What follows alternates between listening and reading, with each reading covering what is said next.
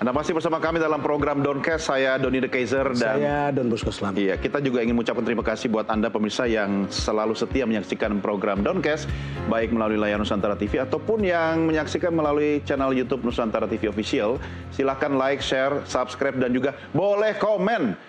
Ya, apalagi kalau ngobrol sama Mas Toto, komen apa aja boleh. Bebas. Bebas ya. Yang penting bertanggung jawab dengan komentarnya. Nah, kalau soal tanggung jawab, ini tanggung jawab politik dari para pemangku kepentingan sebenarnya sudah dihadiahkan kepada kita. Tinggal bagaimana kita kemudian memanfaatkan kendaraan ini. Ya. Dan itu kan salah satu implikasi yang besar itu adalah perilaku politik. Ya. Dan perilaku partai politik. Partai politik. Yang selama ini bisa jual beli tiket. Yang kemudian kita juga tahu bagaimana mereka kemudian menyatu untuk mengumpulkan semua kekuatan dan seterusnya. Dan kita tahu bahwa partai politik itu sebetulnya adalah pintu masuk kan. Kalau mereka merekrut kelasnya sampah, outputnya juga sampah bukan? Jadi garbage in, garbage out. Nah, kalau lihat seperti ini bagaimana Mas Tok? Pertama, ada sebuah konstelasi baru yang menurut saya positif ya, dalam konteks kita membaca perilaku politik partai-partai dalam membangun koalisi. Ketika masih mengenal aturan 20%, 25%, yang terjadi adalah sebuah kesadaran dari partai-partai, terutama partai menengah, atau partai yang bukan bagian atau ketua umumnya atau pimpinannya bukan presiden. Dia merasa peluangnya untuk bisa ikut berkompetisi dalam pilpres itu lebih kecil dibandingkan dengan partai yang pimpinannya adalah presiden atau menjadi penguasa. Kenapa? Siapa sih orang yang paling mungkin untuk mengumpulkan 20% kekuatan? Orang yang punya logistik, orang yang punya kuasa, orang yang bisa bermain misalnya dengan politik hukum. Kan itu yang kita kemarin bahas dalam gosip-gosip politik 2019, 2014 dan lain-lain. Ketika sekarang sekedar menjadi peserta pemilu, lalu kemudian bisa mencalonkan pimpinannya atau jagoannya, konstelasi akan berubah. Sehingga kemudian perilaku dalam berjalannya koalisi selama 5 tahun ke depan itu tidak didasarkan hanya pada ketakutan kepada sebuah partai atau ketua kepala partai. Karena presiden juga akhirnya berpikir nih, yang namanya 2029 menteri-menteri saya bisa jadi pesaing saya nih. Bukan hanya menteri loh, wapres saya juga dengan mudah bisa jadi capres pesaing saya. Yang positif buat presiden adalah dia tidak sekedar berpikir mengumpulkan logistik, mengkooptasi partai-partai yang udah bergabung dalam koalisinya, kerja saya harus bagus. Karena prasyarat dari dengan tidak adanya presidensial threshold adalah siapa yang punya calon bagus, kalau dia adalah incumbent approval ratingnya tinggi, dia akan didekati oleh partai-partai. Bukan lagi didasarkan pada kemampuan ngumpulin 20% Jadi kalau dengar kekuatan. Mas Toto, ini kan semua partai sama seksinya sekarang. Sama seksinya. Jadi tidak ada lagi preferensi karena kamu besar lebih seksi daripada yang kecil. Terbalik malah Bang Don. Sekarang partai yang kecil atau menengah pun kalau dia bisa mengkader pimpinannya, jagoan yang potensi menjadi capresnya, punya nama baik menuju 2029, partai ini berpotensi menjadi besar. Artinya saat ini saat terbaik untuk mencari calon lebih awal, lebih bagus untuk kemudian ditenteng oleh partai ini untuk efek ekor jasnya. Betul. Pada akhirnya kan ini sesuai ya dengan semangat presidensial bahwa kalau pileg dengan pilpresnya berbarengan, yang akan menentukan dan menjadi panglimanya itu adalah sosok-sosok terbaiknya. Bukan partai-partainya dalam mengkooptasi 20%, 25% atau menjegal calon-calon yang lain. Tidak perlu menunggu saat-saat menjelang pemilu ya. Dari sekarang panggung untuk mendapatkan spotlight itu sudah harus dimanfaatkan begitu. Perilaku lain yang bagus apa Bang Don? Kalau kita bicara, sekarang kan semua ngerasa nih, aduh ada kesempatan. Asal nama kita atau calon kita di hadapan masyarakat bagus. Artinya apa? Partai-partai pendukung koalisi pemerintah itu akan lebih berhati-hati menyetujui kebijakan presiden. Kalau misalnya ternyata akan merugikan nama partai dia atau bosnya yang lagi jadi menteri, mereka akan lebih kritis. Itu yang saya sebut. Bagaimana soliditas kabinet sekarang dong? Kalau baru seumur jagung kemudian, saya pikir di panggung depan kita tidak akan melihat sebuah perubahan. Belum akan terlihat segera ya? Belum. Tetapi ketika berbicara di panggung belakang, rumus itu kan mulai masuk di kepala partai-partai. Artinya bulan madu bisa lebih cepat selesai dibanding yang kita perkirakan. Dalam arti secara positif. Itu kan akan memaksa juga si presiden karena tahu nih sekarang akan lebih kritis nih partai-partai ini untuk kebijakan yang tidak populis, dia akan lebih mungkin memilih sebuah kebijakan secara lebih berhati-hati. Artinya sebuah perubahan perilaku politik ini semuanya akan positif kok dalam konteks dialektika. Ya, artinya kalau kita lihat ruang persaingan lebih terbuka sebetulnya lebih sekarang terbuka, ini dan bisa lebih awal. Presiden lebih berhati-hati, tidak merasa mengkooptasi dengan enaknya. Partai-partai akan lebih berhati-hati mengikuti kebijakan yang tidak populer dan oposisi pun tidak merasa berkecil hati. Dengan catatan, Mas, tidak ada sandera menyandera. Pakai pasal-pasal. Masih bisa kali ya. Sandera saling menyandera ini lebih sulit dilakukan. Kalau dulu menyandera itu cukup dengan bahasa threshold. Oke, Anda mau ngelawan saya. Emang bisa ngumpulin 20% ngelawan saya 2029. Sekarang andai kata Anda melawan saya, tetap bisa maju. Saya bisa maju. Kecuali mainnya kasar.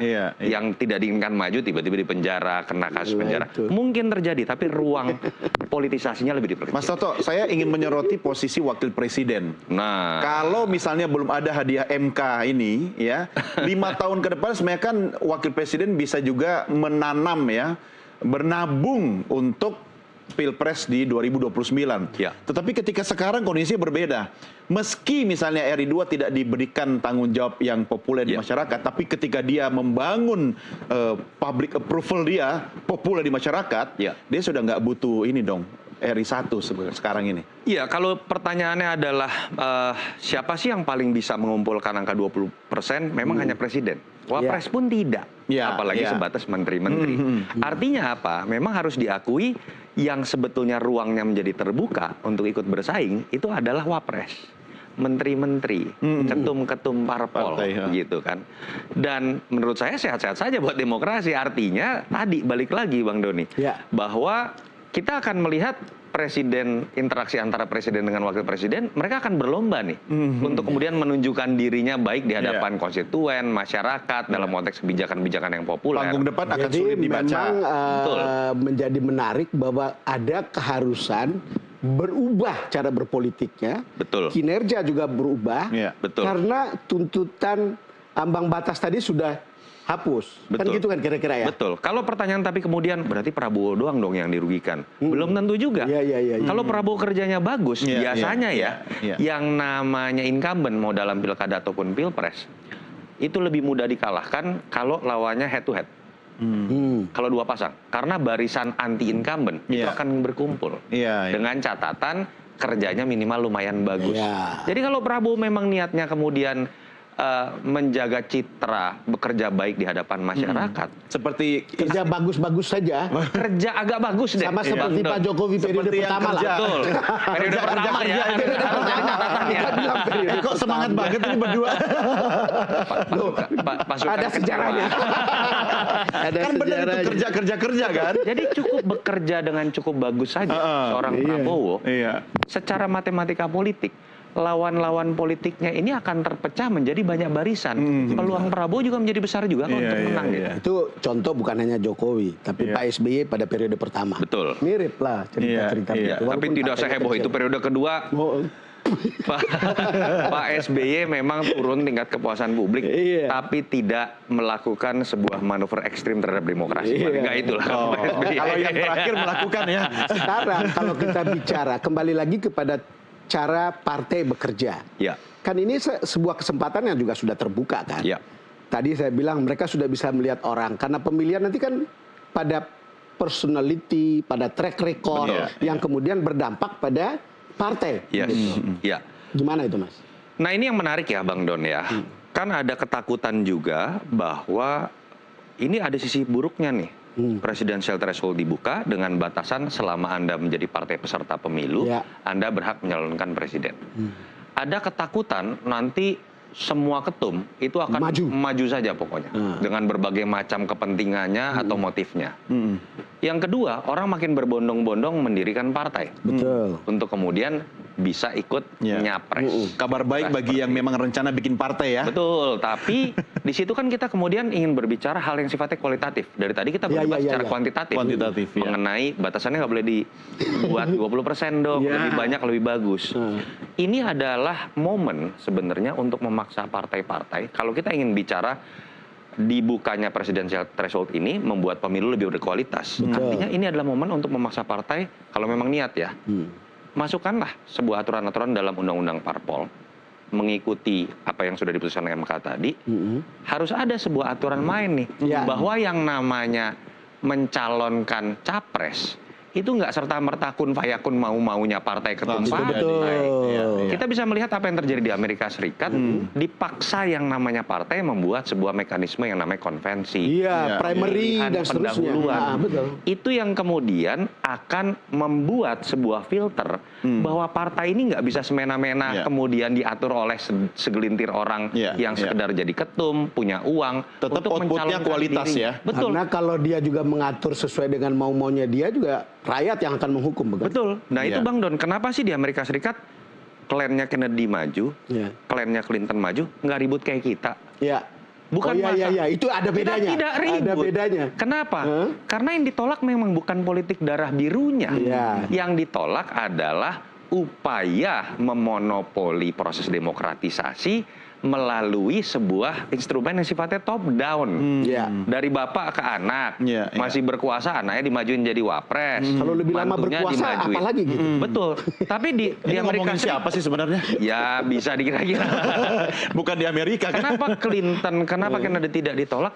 Karena siapapun dia, istrinya siapa, anaknya siapa, cucunya siapa, melalui mekanisme ketat yang luar biasa. Sehingga artinya siapapun dinasti itu tidak dilihat lagi sebagai sebuah yang given. Karena yang sudah melalui proses demokrasi tadi kan? Betul. Oke, proses berikutnya adalah kita habisin teh dan kopinya dulu. Baru kita lanjutkan di segmen berikutnya. Jangan kemana-mana. Gua pikir lu mau ngomong apa. Saya mau ini dulu, break dulu ya. Jangan kemana-mana ya. Kami segera kembali.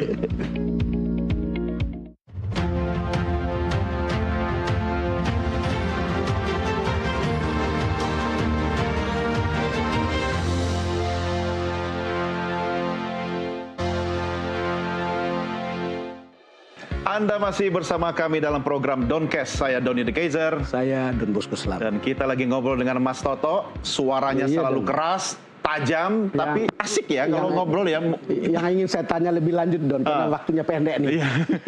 Sebetulnya tadi kan kita bicara tentang kemungkinan munculnya orang-orang baik. Tapi kan pada saat yang sama juga bisa muncul orang-orang tidak baik. Orang jahat. Orang tidak baik itu jahat, preman, orang palsu, kemudian koruptor, calon koruptor, lalu kemudian orang yang personalitinya fake, tapi bisa mempengaruhi publik.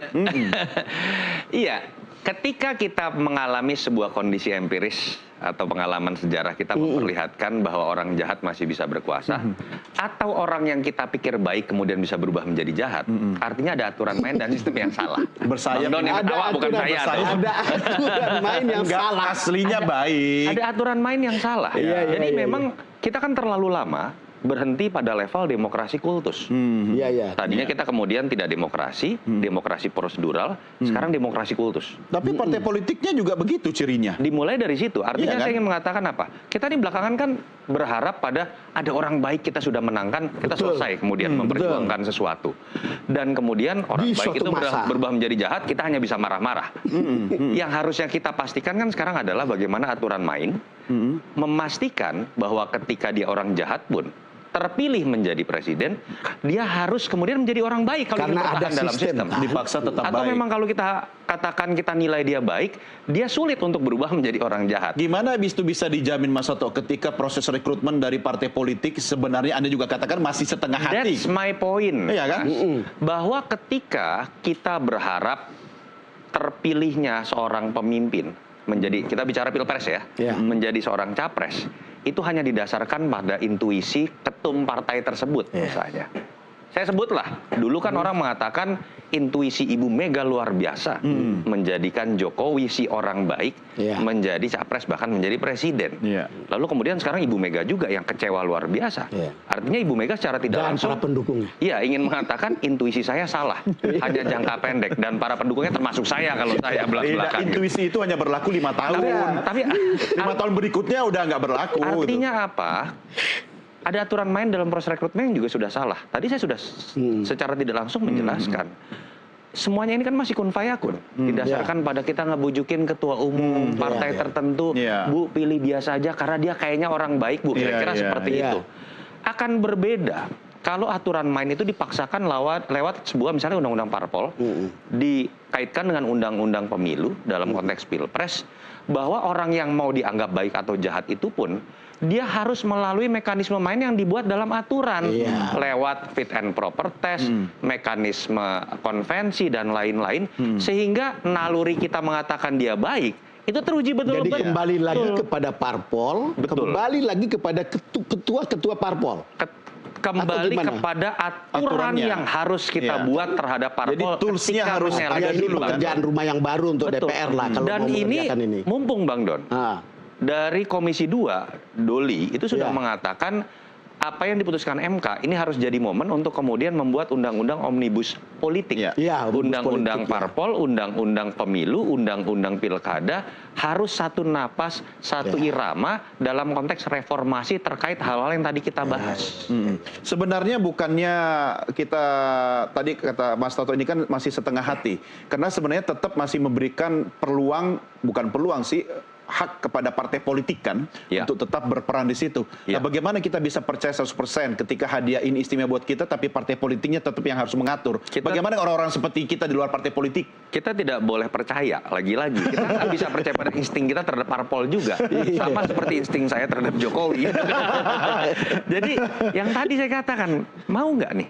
Momen ini menurut saya adalah momen kita memaksa partai. Yuk kita sepakati ada mekanisme yang nggak kun fayakun diberikan sepenuhnya hanya kepada ketum parpol. Itu bukan mekanisme internal partai kan dong, tapi negara yang harus mengatur kan, yang dipakai semua partai kan. Dalam konteks kita merevisi undang-undang parpol tadi. Cuman kan kita ini selalu berpikir jangka pendek, Mas. Jadi pragmatis lagi. Kan masih mungkin orang membeli suara, membeli parpol pada saat tertentu. Atau mengokupai parpol. Kan hal-hal seperti itu gitu. Terus yang kita pikirkan adalah undang-undang omnibus politik tadi itu. Kira-kira kisi-kisinya itu 3 aja, Mas. Kira-kira apa yang membuat kita bisa menjamin parpol akan berlaku baik? Undang-undang sapu jagat ya. Kalau kita bicara dalam konteks mengenai, ini mau yang agak ekstrim nggak Bang Don? Coba aja. Paling tidak misalnya ada beberapa hal yang sifatnya bisa konkret. Misalnya bisa diatur terkait dengan hal-hal yang kita kritisi terus. Satu, tadi kita bicara mekanisme penentuan seorang calon presiden deh. Pastikan mekanisme bottom up itu diatur dalam undang-undang parpol dan undang-undang pemilu. Itu akan membatasi ruang gerak ketika parpol-parpol ini juga ingin bertransaksi dengan parpol lain. Mekanismenya itu mereka harus lalui bersama. Calon yang mereka usung-usung mau dengan mahar berapapun tetap harus melalui mekanisme yang ditonton oleh publik. Sehingga nggak mungkin bodoh-bodoh banget. Sehingga nggak mungkin yang namanya jahat-jahat banget. Kira-kira seperti itu. Demokrasi dengan game of rule-nya nggak pernah bisa sempurna juga membuat sebuah tatanan yang ideal. Tapi meminimalisir keburukan. Saya termasuk yang percaya pemilu dan semua aturan mainnya itu adalah mencegah yang terburuk berkuasa. Seperti Romo Magnis selalu mengatakan itu. Yang kedua, ekstrim nih Bang Don. Berani nggak kita buat aturan ada batasan periodisasi ketua umum dalam partai? Berani nggak? Sementara sekarang ini masih tetap seperti itu saja kan? Betul. Ini yang akan harus ada keberanian dong. Artinya ini kan akan memotong sebuah mitos atau sebuah fakta empiris yang mengatakan bahwa partai ini memang didirikan menjadi terusan dari orang yang itu saja. Selama dia punya duit, dia darah biru dan lain-lain. Tapi kan kita bisa lihat dalam waktu 2 tahun ke depan atau 3 tahun ke depan mungkin kita sudah akan bisa melihat gerak partai untuk mencalonkan seseorang tokoh yang kita bilang baik. Jadi dia punya kemampuan tapi tidak punya kekayaan, tetapi baik. Mungkin itu akan terlihat gitu. Ketika mereka memulai mengelus-elus calon gitu. Jangan hanya baik, Bang Don. Apa? Baik. Kalau baik aja kita pernah mengalami semua. Baiklah kalau begitu. Biar kita semua baik-baik saja, kita ngopi lagi. Karena pemirsa juga silakan ambil teh atau kopinya. Kita masih lanjut di Doncast. Kami segera kembali. Tetap bersama Doncast.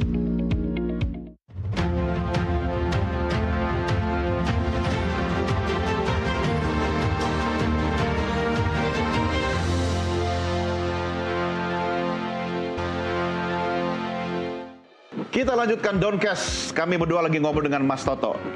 Pertanyaannya Bang Don, mekanisme istilahnya toolsnya sudah di tangan kita, mau atau tidak kita pakai, tapi outputnya. Pertanyaan yang sederhana soal outputnya atau begini saja deh. kalau sudah dengan sistem seperti ini, apakah kita bisa berharap menghasilkan presiden yang terbaik? Mungkin tidak dalam konteks 5 tahun ke depan. Karena ada sebuah proses adaptasi yang menurut saya sepertinya juga partai akan gagap. Masyarakat juga mungkin masih akan kaget, butuh waktu adaptasi. Tapi minimal kita akan melihat pemilu 2029 itu tidak didasarkan pada kesepakatan lu lagi. Atau kesepakatan dari orang-orang yang saat ini merasa dirinya adalah kekuatan besar dengan koalisi yang sangat besar dan bisa mengatur aturan main, bisa mengatur hasil dari yang aturan main yang punya mereka negara, ya. Mungkin juga akan mengubah peraturan. Dan mungkin akan mengubah peraturan banyak juga. Menurut saya di situ kita melihat secercah harapan. Dan di situ orang mulai bisa melihat bahwa akan banyak kesempatan melihat orang-orang baru.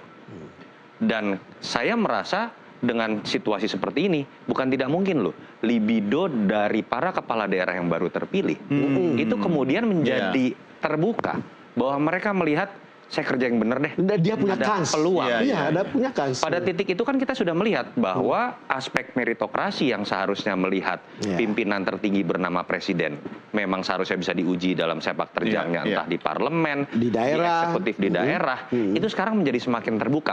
Tanpa saya harus menjadi cucunya siapapun, tanpa saya harus membangun sebuah partai yang nilainya triliunan, saya punya peluang di situ. Karena nilai dari orang yang sekarang sedang bekerja buat rakyat, entah di parlemen ataupun eksekutif daerah, menjadi, kalau menurut saya bahkan lebih tinggi dibandingkan sekedar menjadi ketum parpol. Dan daerah ini tidak harus dari tingkat 1, 2 begitu ya, di daerah manapun dia.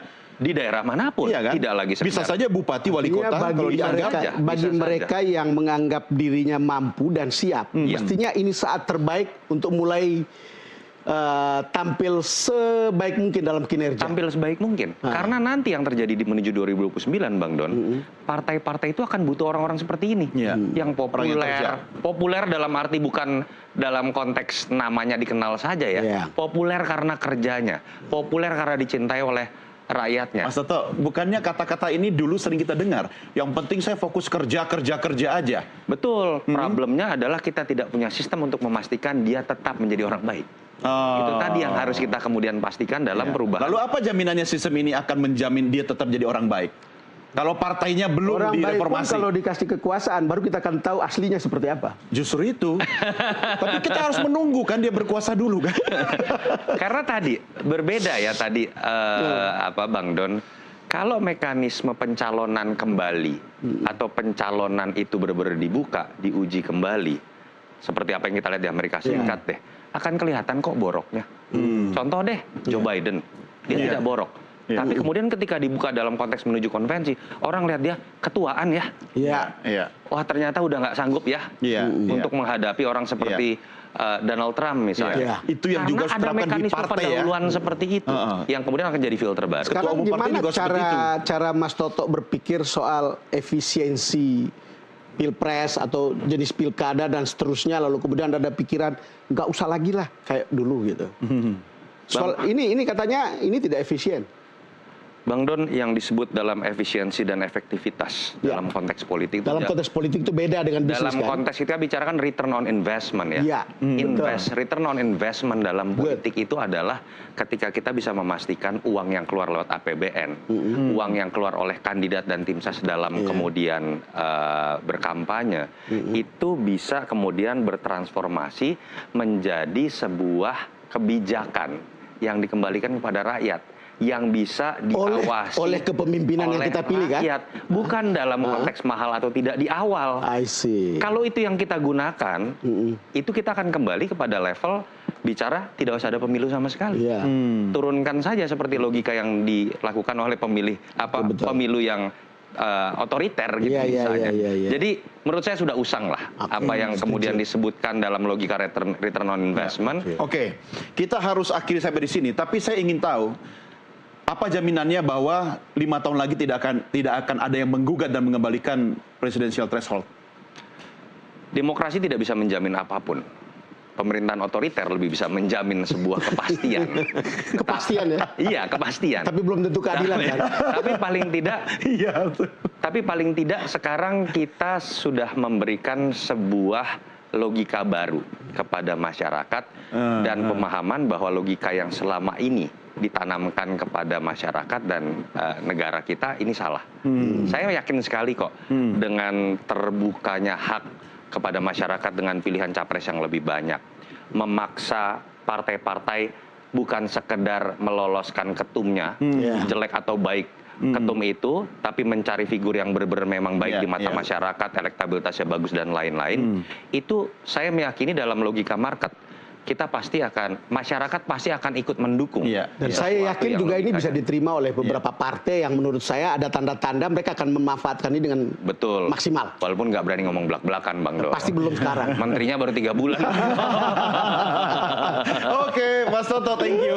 Thank you. Mudah-mudahan kita bisa ngobrol lagi ya sambil kita mendebak-debak siapa orang baik yang akan tetap baik ya. Dan paling tidak kita awasi dalam waktu dekat jangan sampai kewenangan yang diberikan oleh MK kepada DPR disalahgunakan atau diterjemahkan dengan semangat yang berbeda dari putusan MK. Kita tunggu aja omnibus poll-nya ya, biar tuntas. Oke, pemirsa, kita akhiri sampai di sini Doncast, tapi tetap saksikan Doncast hanya di Nusantara TV. Terima kasih bagi Anda yang sudah like, share, subscribe, dan juga komen. Saya Doni The Kaiser. Dan saya Don Bosco Slam. Sampai jumpa, salam Nusantara.